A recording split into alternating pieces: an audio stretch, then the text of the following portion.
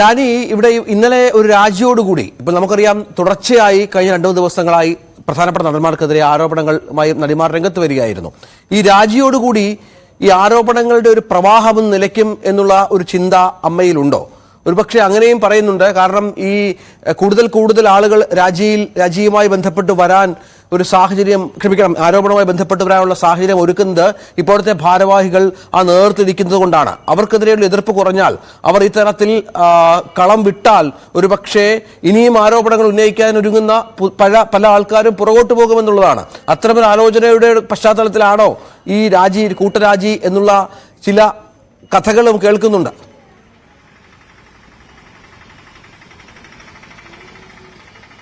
രഞ്ജിത്ത്, അത്തരം ചില നിരീക്ഷണങ്ങൾ പല ഭാഗത്തും തന്നെ ഉണ്ടായിരുന്നു. ഒരുപക്ഷെ അത് കുറച്ചുകൂടി ആ രീതിയിൽ ചിന്തിച്ചേക്കാമെന്ന് തോന്നുന്ന രീതിയിൽ തന്നെയായിരുന്നു അമ്മയുടെ മുന്നോട്ടുള്ള പോക്ക്. അതിന് പ്രധാനപ്പെട്ട കാരണം ഇത് ആദ്യഘട്ടത്തിൽ അതിൽ വിശദീകരിക്കാൻ വന്നിരുന്ന 2 പേർ തന്നെയാണ് തൊട്ടടുത്ത ദിവസങ്ങളിൽ ആരോപണ വിധേയരാകുന്നത്, പരാതിയുമായി മുന്നോട്ട് വരികയും ചെയ്യുന്നു. സിദ്ദിഖിനും ബാബുരാജിനുമെതിരെ തന്നെ പരാതികൾ ഉണ്ടാകുന്നു.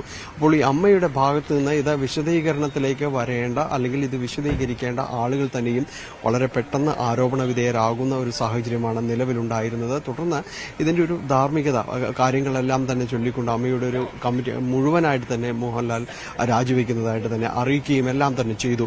പക്ഷേ അത് ഈ അമ്മ സ്വീകരിക്കുന്ന ഒരു നടപടി, അല്ലെങ്കിൽ അമ്മ ഒരു സംഘടന എന്ന രീതിയിൽ തങ്ങൾ സ്വീകരിക്കുന്ന ഉത്തരവാദിത്തമാണ് ഇതെന്ന് പാടുപെട്ട വിശദീകരിക്കുന്ന ഒരു അവസ്ഥയുണ്ടായിരുന്നു.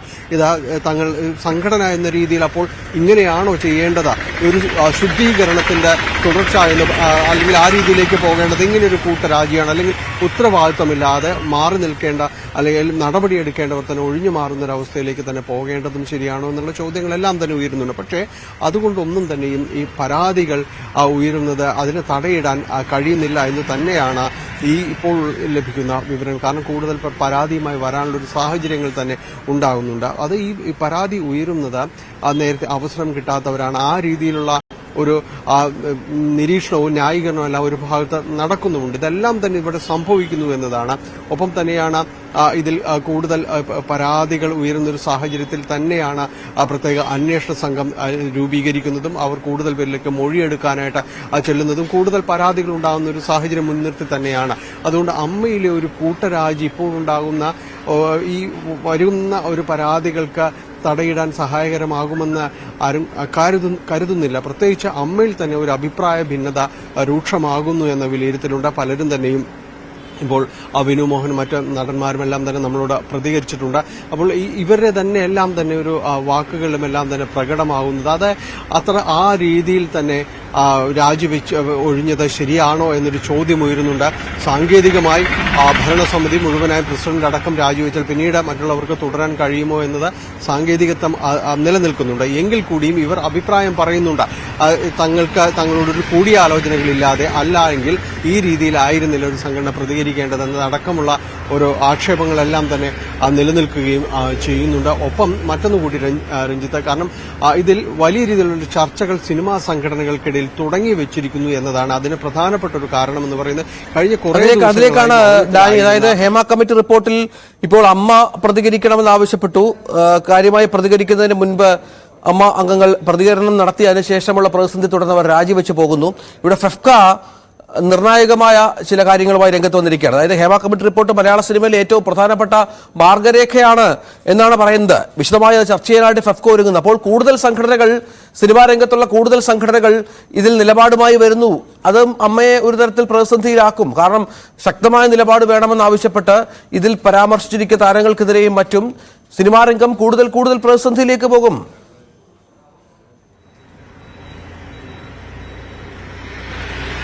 രഞ്ജിത്ത്, അത് തന്നെയാണ് കാരണം. ഈ ഫെഫ്ക ആദ്യഘട്ടത്തിൽ പ്രതികരിക്കാൻ സമയമെടുത്തു. അതിനുശേഷം ആദ്യ പ്രതികരണം കഴിഞ്ഞ ദിവസമുണ്ടായി. ഉടൻ തന്നെ ഇന്നും കൂടുതൽ പ്രതികരണത്തിലേക്ക്, കുറച്ചുകൂടി ആഴത്തിലുള്ള, കുറച്ചുകൂടി ഗഹനമായ പ്രതികരണത്തിലേക്ക് ഫെഫ്ക നീങ്ങിയിരിക്കുന്നു എന്നത് ശ്രദ്ധയോടെ തന്നെ കാണേണ്ടതാണ്. കാരണം ഇതിൽ നിന്ന് മാറി നിൽക്കാൻ കഴിയില്ല. പ്രത്യേകിച്ച് ഉത്തരവാദിത്വമുള്ള ഒരു ട്രേഡ് യൂണിയൻ എന്ന രീതിയിൽ ആഘോഷിക്കപ്പെടുന്ന ഫെഫ്കയ്ക്ക് 21ഓളം തൊഴിലാളി സംഘടനകളുടെ ഒരു അഫിലിയേഷൻ എന്നെല്ലാം തന്നെ പറയുമ്പോൾ അവർക്ക് ഇതിൽ നിന്ന് എങ്ങനെയാണ് മാറി നിൽക്കാൻ കഴിയുന്ന ഒരു ചോദ്യം വലിയ രീതിയിൽ തന്നെ ഉയർന്നിരുന്നു. ആദ്യഘട്ടത്തിലുള്ള ഒരു പ്രതികരണത്തിലേക്ക് വലിയ രീതിയിൽ ഉണ്ടായിരുന്നില്ല. ഇപ്പോൾ അമ്മയുടെ കൂട്ടരാജി അടക്കമുള്ള കാര്യത്തെക്കുറിച്ച് ഫെഫ്ക പറയാൻ നിർബന്ധിതരായിരിക്കുന്നു എന്നതുകൊണ്ട് അതിലുള്ള ഒരു വരി അമ്മയിലെ കൂട്ടരാജി അതിൽ വിപ്ലവകരമായ ഒരു മാറ്റങ്ങൾക്ക് ആ സംഘടനയിൽ തുടക്കമാകട്ടെ എന്നൊരു ആശംസ കൂടി അതിൽ ആ ഭാഗത്ത് വരുന്നുണ്ട്. ഒപ്പം അതിൽ തന്നെ കാണേണ്ട മറ്റൊരു കാര്യം, ഈ ഫെഫ്ക അംഗങ്ങൾക്കെതിരെ തന്നെ ആരോപണം ഉയർന്നിരിക്കുന്നു. രഞ്ജിത്ത് അടക്കമുള്ള ആളുകൾ ഇവർക്ക് അടക്കം ആരോപണം ഉയർന്നിരിക്കുന്നു. പക്ഷേ ഈ ആരോപണങ്ങളുടെ പേരിൽ അവർക്കെതിരെ നടപടിയിലേക്ക് മുതിരുന്നില്ല എന്നതാണ്. അതേസമയം തന്നെ അന്വേഷണത്തിൽ അത് പരാമർശിക്കപ്പെടുകയാണെങ്കിൽ, കൂടുതൽ ഗുരുതരമായ പരാമർശങ്ങൾ അന്വേഷണത്തിലോ കോടതിയുടെ ഭാഗങ്ങളിലോ എല്ലാം വരികയാണെങ്കിൽ മാത്രമായിരിക്കാം അതിൽ നടപടികൾ ഉണ്ടാകുക എന്നതുകൂടി അതിൽ കൂട്ടിച്ചേർക്കുന്നുണ്ട്. ഈ മാസം സെപ്റ്റംബർ മാസം 2, 3, 4 തീയതികളിൽ ഫെഫ്കയുടെ ഇത്തരം കാര്യങ്ങൾ ചർച്ച ചെയ്യുന്നതിനടക്കം കമ്മിറ്റികളുടെ ഒരു രൂപീകരണ യോഗം നടക്കുന്നുണ്ട്. അതിൽ വിശദമായ രീതിയിൽ തന്നെ ചർച്ച ചെയ്യും.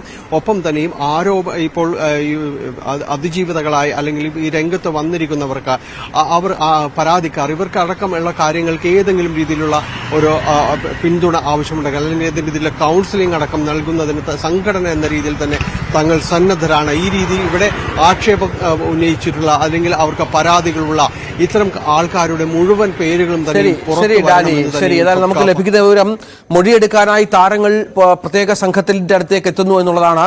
മിനു മുനീർ അടക്കം മൊഴി നൽകാനായി എത്തുന്നു. കൂടുതൽ ആളുകൾക്കെതിരെയുള്ള വെളിപ്പെടുത്തലുകൾ ഉണ്ടാകും.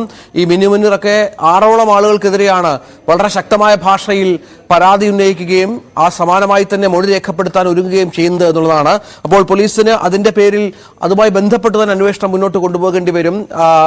നവമി ദിനേശുണ്ട്. നവമി, അതാണ് മിനു മുനീറൊക്കെ പ്രധാനപ്പെട്ട താരങ്ങൾക്കെതിരെ ഇതിനകം തന്നെ വളരെ ഗൗരവതരമായ ആരോപണം ഉന്നയിച്ചു കഴിഞ്ഞു. ജയസൂര്യയൊക്കെ അതിൽ പെടുന്ന ഒരാളാണ്.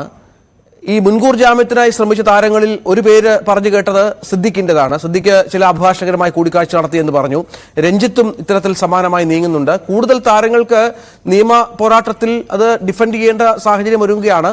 ഒപ്പം ഇവരുടെയൊക്കെ ഇപ്പോഴത്തെ നീക്കങ്ങൾ എന്താണ്? പല ആളുകളും ആരോപണ വിധേയരായ പല ആളുകളും പ്രതികരണവുമായി രംഗത്ത് വരാത്തൊരു പശ്ചാത്തലം കൂടി ഉണ്ടല്ലോ. എങ്ങനെ ഇവരെ പ്രൊട്ടക്ട് ചെയ്യണം, അല്ലെങ്കിൽ എങ്ങനെ ഇവരുടെ മുന്നോട്ടുള്ള കാര്യങ്ങളിൽ ഇടപെടണം എന്ന കാര്യത്തിലൊക്കെ അമ്മയ്ക്കൊരു വ്യക്തത ഉണ്ടായിട്ടുണ്ടോ?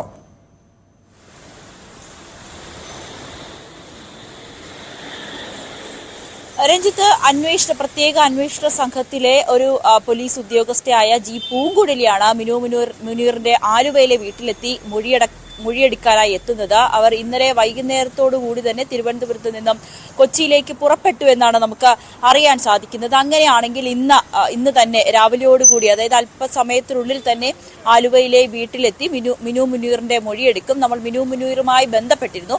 അവർ പറയുന്നത് രാവിലെ അന്വേഷണ ഉദ്യോഗസ്ഥർ എത്തുമെന്നാണ് തന്നെ അറിയിച്ചതെന്ന്. അങ്ങനെയാണെങ്കിൽ തെളിവ് സഹിതം ഹാജരാക്കുക, അല്ലെങ്കിൽ ഈ പരാതിയുമായി മുന്നോട്ട് പോകാൻ തന്നെയാണ് തീരുമാനമെന്ന് അന്വേഷണ സംഘത്തോട് മിനു വെളിപ്പെടുത്തും. അങ്ങനെയാണെങ്കിൽ കൂടുതൽ തെളിവുകളടക്കം ഹാജരാക്കേണ്ട സാഹചര്യമുണ്ട്. മിനുവിന്റെ കയ്യിൽ ചില തെളിവുകളുണ്ട് എന്നുകൂടി പറയുന്ന സാഹചര്യമുണ്ടായി. മുകേഷും ഒപ്പം ഇടവേള ബാബു, ജയസൂര്യ അടക്കമുള്ളവർക്കെതിരെയാണ് രൂക്ഷമായിട്ടുള്ളൊരു ലൈംഗിക ആരോപണം, പരാതി ഇപ്പോൾ മിനു നൽകിയിരിക്കുന്നത്. ഇതിന്റെ അടിസ്ഥാനത്തിലാണ് ജി പൂങ്കുഴലി മിനുവിന്റെ വീട്ടിലെത്തി മൊഴി എടുക്കാനുള്ള ഒരു തീരുമാനത്തിലേക്ക് എത്തി നിൽക്കുന്നത്.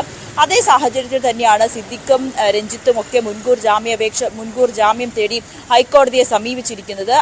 അങ്ങനെയാണെങ്കിൽ തീർച്ചയായും മറ്റ് താരങ്ങൾ, ഈ ആരോപണ വിധേയരായ ജയസൂര്യ അടക്കമുള്ള താരങ്ങളും നിയമോപദേശം തേടിയിട്ടുണ്ടാകും, അഭിഭാഷകരെ കണ്ടിട്ടുണ്ടാകും.